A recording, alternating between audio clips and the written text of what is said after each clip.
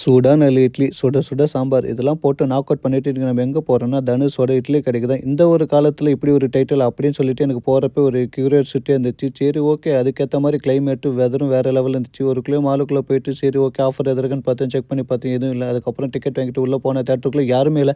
ஏன்னா சிங்கப்பூர்ல actually week டேஸ்ல எதுவுமே கிரவுட் இருக்காது. பாடியெல்லாம் ஒரே பெயின். சரி ஓகே மசாஜ் பண்ணலாமேன்னு சொல்லிட்டு அங்க இருந்த மசாஜ் சேர்ல $2 கொடுத்து மசாஜ் பண்ணிட்டேன். அப்புறமா பார்த்தீங்கன்னா, படத்துக்கு டைம் ஆச்சு. ஓட்றா உள்ள அப்படின்னு சொல்லிட்டு போனா, அட டைட்டிலுக்கு ஏத்த மாரியே படங்க. ஆக்சுவலி இந்த வருஷத்துல நெறைய படம் வந்துருச்சு. ஆனா இந்த படம் குடுத்த ஃபீல் வேற எந்த படமும் எனக்கு இந்த வருஷத்துல குடுக்கல. வேற லெவல்ல இருந்துச்சு.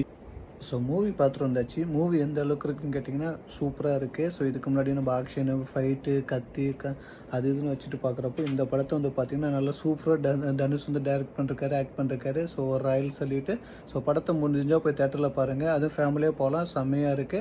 ஸோ வீடியோ பிடிச்சிருந்தா லைக் பண்ணிக்கோங்க. பேஜை ஃபாலோ பண்ணிக்கோங்க. பாய்.